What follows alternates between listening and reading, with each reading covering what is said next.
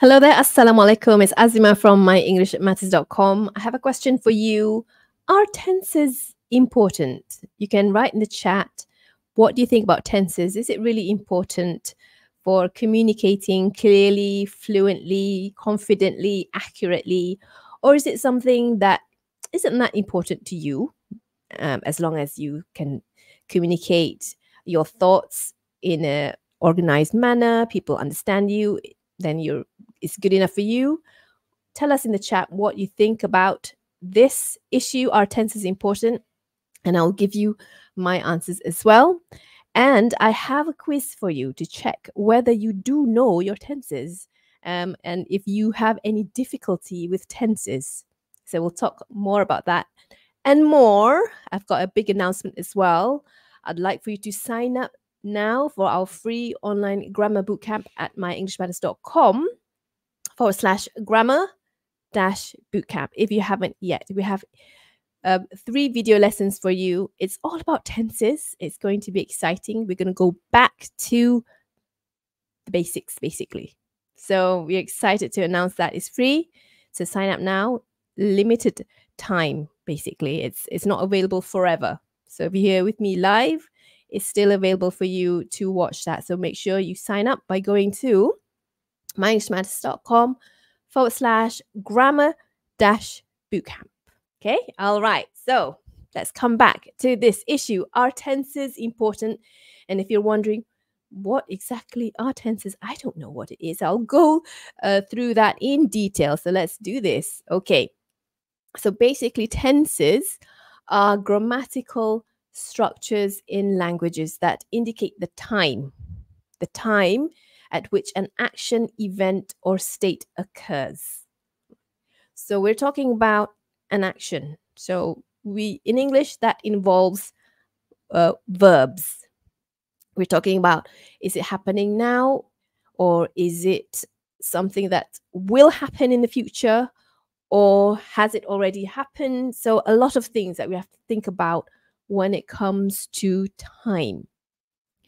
In English, there are 3 primary tenses: past, present, and future. And I'm sure you remember, you have learned all of these tenses back in school, right? So let's go through some of the basic first. So we've got the past tense that is used to describe actions, events, or states that have already occurred before the present moment. So past tense, right? Here's an example. She walked to school yesterday. Where is our verb?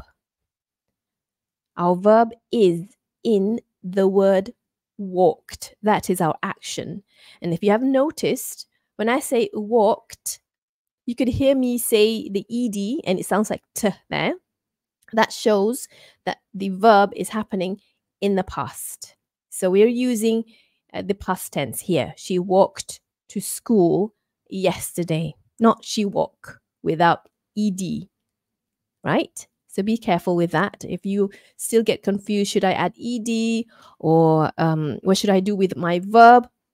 This is an important issue that you need to know. Okay. Now let's talk about the present tense. So what is that? Now that is used to describe actions, events, or states that are happening now or are generally true. So present, the present moment is generally true or it's happening right now. For example, he reads books every day. He reads books every day.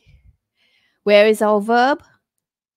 R-E-A-D-S there. He reads. Now remember, we have to agree with the subject. He is singular. Reads is our singular verb. So make sure it agrees. So he reads books every day. That shows to me that it's his habit. It's a habitual action that he does. He reads books every day. Every day shows that it's happening now and it's ongoing. Right. Now let's go to our future tense. So this is used to describe actions, events, or states that will happen after the present moment. How do we know? We have to use will plus our verb. So I'll call you tomorrow, or I will call you tomorrow. Will call there. Two verbs there, will plus call, to indicate that I'm going to be doing this tomorrow. Not now, not today, but I'll do this tomorrow. I'll call you tomorrow. I promise I'll call you tomorrow.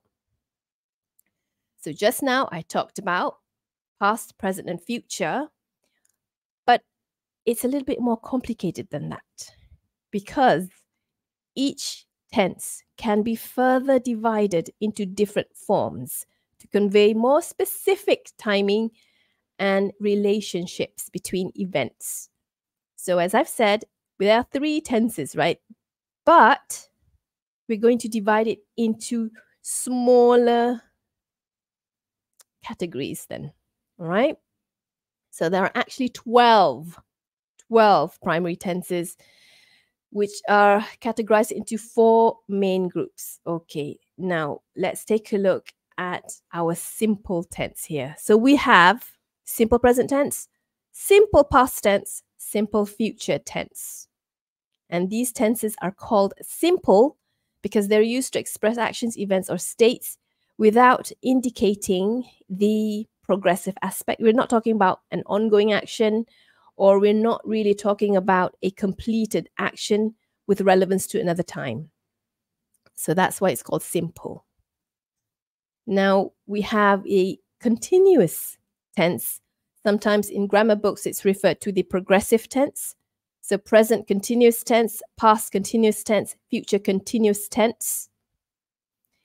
These tenses are called continuous because they emphasize the ongoing nature of an action or event. We're talking about the action happening for quite some time. It's ongoing. It's the length of time, the duration is just ongoing. So it's a long time. It's not just one short action. So continuous. And then we have the perfect tenses. Now this is what I call tricky because my students often get confused with the perfect tenses. They don't know how to use them correctly.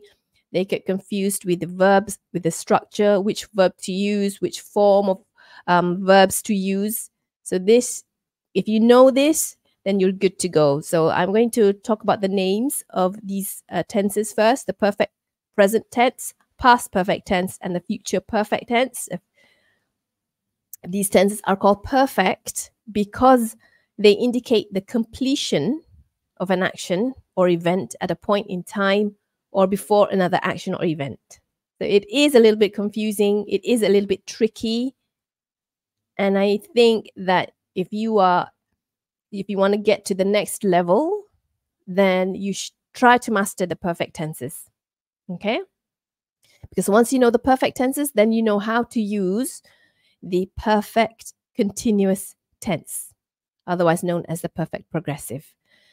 Under the perfect continuous tense, we have the present perfect continuous tense, past perfect continuous tense, and then future perfect continuous tense. So these tenses combine the aspects of both what we call the perfect, which indicates completion, and the continuous part, which indicates ongoing action. Okay, so there we go. These are our 12 tenses, and there's quite a lot of rules and tricky bits to it. And now my question to you is, do you need to know the names of these tenses to speak and write well? Let me know in the comments what you think. What's your answer to this? Let's have a bit of a chat. What do you think about this? Do you need to know the names of these tenses? I just gave you the 12 names. Is it okay if you don't know? Or is it good for you if you do know the names of these tenses? What do you think? Well, it's not as easy as simple as I would say yes or no, I think. Okay. Right. Yes, I would say let's go with first. Yes, knowing the names of these tenses can be beneficial. Why? It adds clarity. So let's go with yes first, because it adds clarity. When you know the names of the tenses, it can help clarify the timing and the duration of actions or events in your mind. It's for you. And when it's clear in your mind, it leads to clearer communication. So it does help, especially for those of you who love these technical names. Good for you. It's clear for you in your mind. And then when you write, you can edit yourself. You're like, oh, yeah, this is wrong. I wrote in the wrong tenses. I've mixed my tenses. That's good. Which helps with accuracy, because then you can use them correctly in writing and speaking, right? Especially if you know that you're going to be sitting for an oral exam, or maybe they are testing whether you are suitable enough to be representing your company out there, right, with other native speakers, for example, or speakers of the English language. Then they would probably want you there because you are accurate with your tenses, for example. Okay. And of course, it's good to know the names of these tenses if you are teaching and learning. So for language learners and educators, like teachers, I can see teachers here in the comments here, like Raja Nurhaniza, right? Wonderful.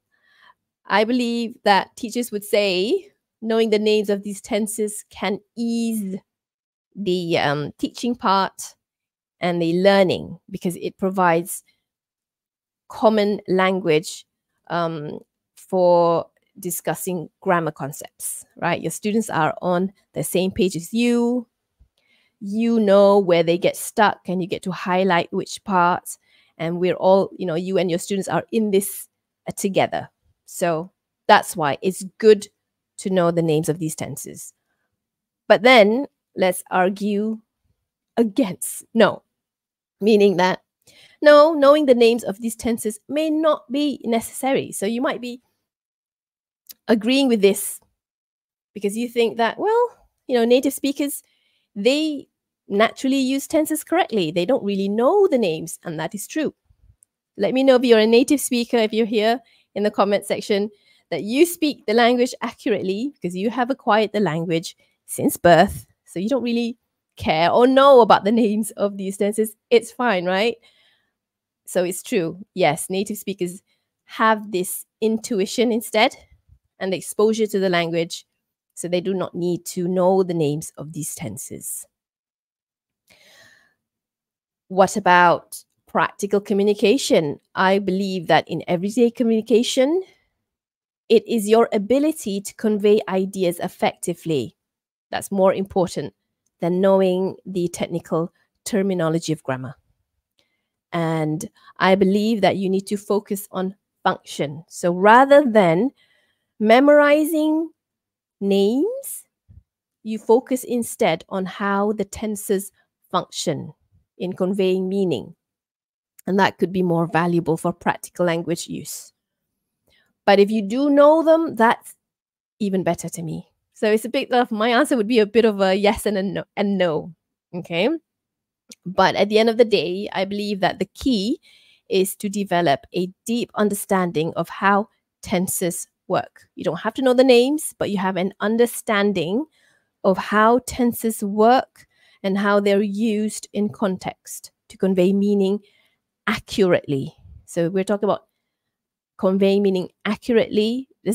It's not the same as conveying or speaking fluently.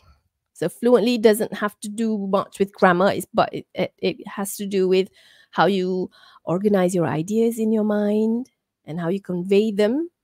Okay. But I believe that if you have a strong foundation of grammar and tenses, then you can speak more confidently and accurately and precisely, which are all good things.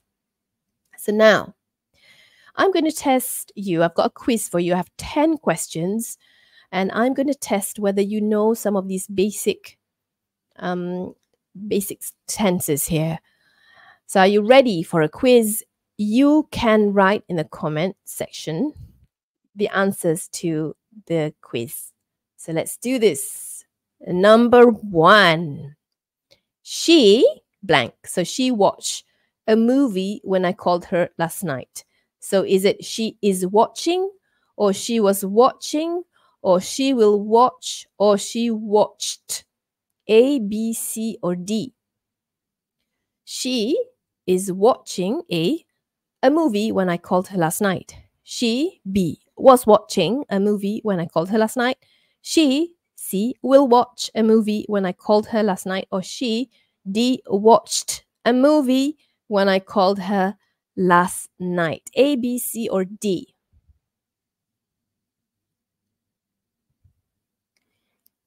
Right. For number 1, let's go through the answer for number 1 first.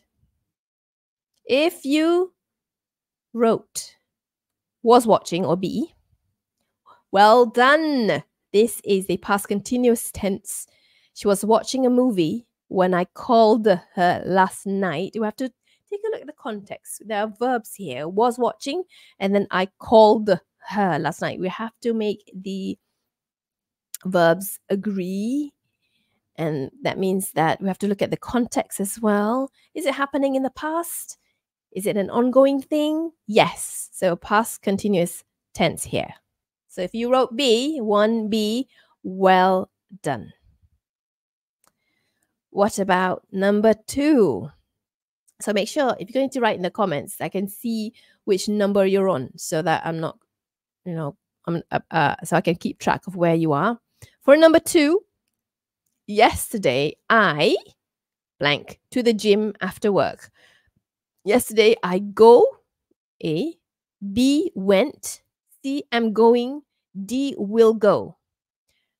Yesterday I, A, go, B, went, C, am going, D, will go to the gym after work. Number 2, if you answered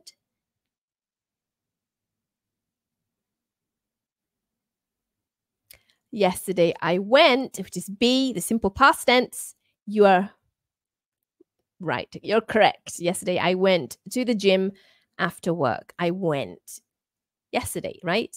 In the past. Simple past tense. Let's go to number 3. We blank dinner when the power went out. We, A, is eat, B, are eating, B, will eat, C, will eat, excuse me, D, were eating. We, what were we doing? So the answer is we were eating. That would be D. We were eating, past continuous tense. We were eating dinner when the power went out. So the power went out. Now you're eating dinner in the dark. Okay?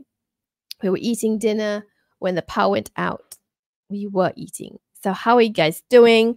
Hopefully, so far so good. I've got a few more. I've got 10 for you. Okay. Let's go to number 4. Sarah. Sarah blank for her exams all week. Sarah study, A, B is studying, C studied, D will study. Ooh, this is a difficult one. Sarah, A, study, B is studying, C studied, D will study for her exams all week. Number 4. The answer is, are you guys thinking? Let's do it. All right. It's actually B. Sarah is studying for exams all week. Ooh, it's the present continuous tense. She's studying for exams all week. This is her intention. She's going to do it. She's going to do it now. She's going to do it for the rest of the week. She's studying for exams all week. Present continuous tense. Well done. For number 5, they blank football every Sunday morning. They play, A, A, B plays. They, C, are playing. D, will play football every Sunday morning. It might be a bit tricky. I might see different answers. Okay. So the clue is actually in the word every. So it's a habitual thing. It's something that they do as a routine. So I am looking for they play football every Sunday morning. It shows to me that they do this as a routine on Sunday. So when we indicate that it's something that they often do, we use the simple present tense and make sure it's they play, not they plays, unless we can use plays with he plays football every Sunday morning, which is also in the simple present tense. But our subject is they, which is plural. So we use the verb play. So be careful with that. This is our subject verb agreement. Okay. So take a look at the word every to show me that you're using this. The context is that it's an habitual thing. It's a routine. So play. Okay.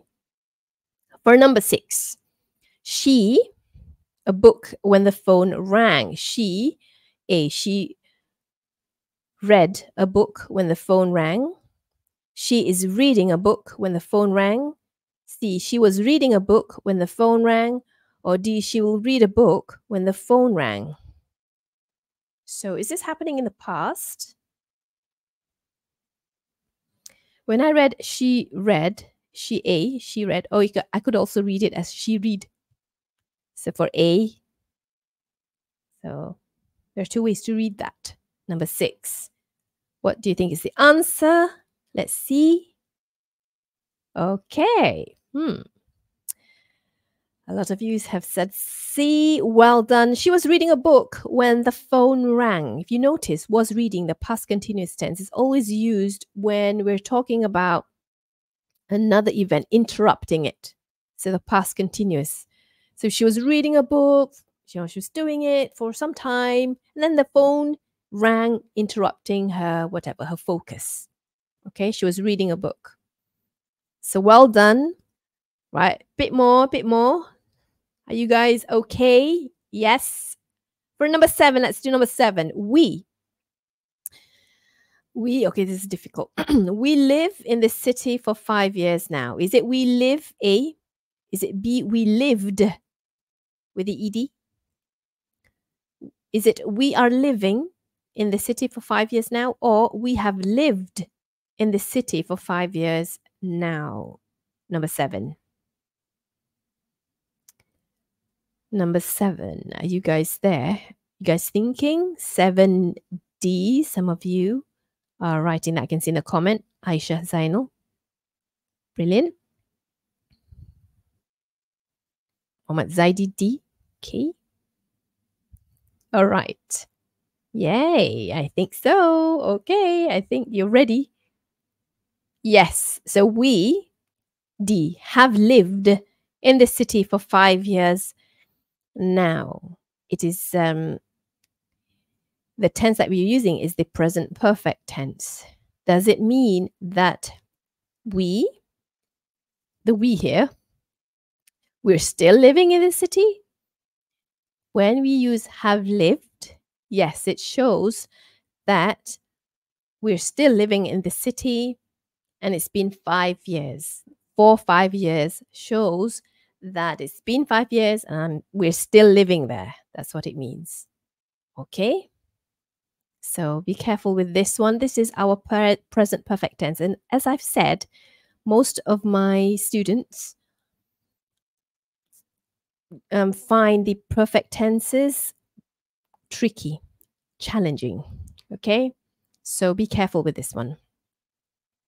For number 8, what's your answer for number 8? We talk about your project tomorrow morning. Is it we talk A Or is it B, we will talk about your project tomorrow morning? We talked about your project tomorrow morning, or we're talking about your project tomorrow morning. Take a look at the time there. Is it happening now? Is it happening in the past? Is it happening? Not yet happening. It's going to happen tomorrow. So for number eight. And normally when we use this tense, let's take a look at the answers first. So the answer is we will talk. We'll talk about your project tomorrow morning. Normally when we speak, we contract we with will. So it sounds like this: will.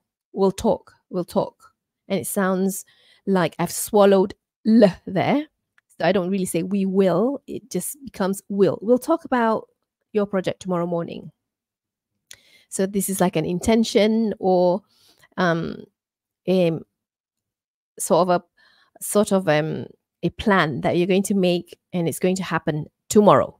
So we'll talk about your project tomorrow morning. Okay. So 8B.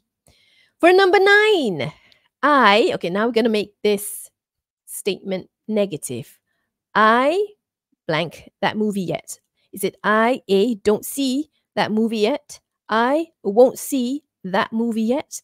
I haven't seen that movie yet. Or I am not seeing that movie yet. What's the natural way to say this in a negative, as a negative statement? Okay. If you chose C, that's right. I haven't seen that movie yet.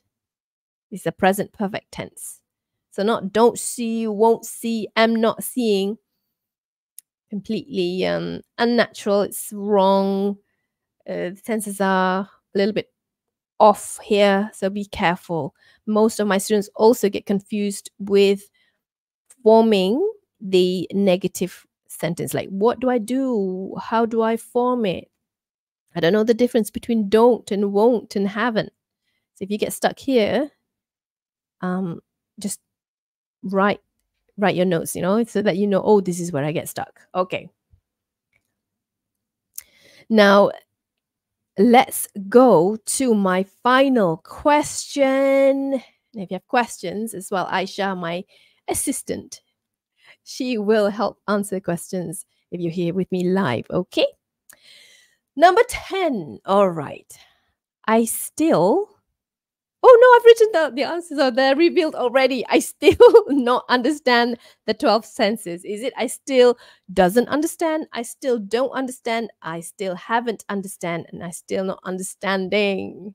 The answer is already there on screen. If you're listening on the podcast, you don't know the answer. So the answer is I still don't understand the 12 tenses. So we're using the present simple tense, excuse me there. We'll edit that slide later on. All right. So there we go. If you still don't understand the 12 tenses, if you still have a lot of questions, you are still unsure about how to form these tenses accurately, then come join me. We have our free online class, the Grammar Bootcamp, the past, present, and future tenses. I'll be teaching you.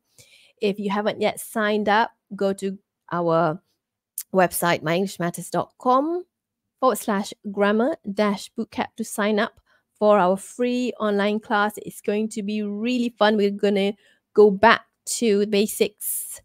We have the present simple tense, the present continuous tense, stative and dynamic verbs. We'll talk about the past simple tense, the present perfect tense, the past perfect tense, and then we'll talk about verb forms, subject verb agreement, and the future tense. It's quite a lot. So this is something that we have recently recorded, and it's free for you if you sign up by going to myenglishmatters.com/grammar-bootcamp. If you sign up there, you go there and you'll get our training. It's going to be free for now. So this is a limited time training, meaning that it's only available until Wednesday, 28th of February. Okay. So make sure you go to myenglishmatters.com/grammar-bootcamp to register. So make sure that you sign up, watch the training. We've got worksheets for you. We've got a lot of amazing stuff, but it's a limited time training for you. So if you're still wondering, how do I form these tenses? I don't understand them. We walk you through them in detail in our free online class. It's a video training for you. So that's it from me then. Thank you so much for participating. I have enjoyed your looking at your answers, and I'll see you soon in class. So with that, thank you very much, everybody. Bye. Assalamualaikum.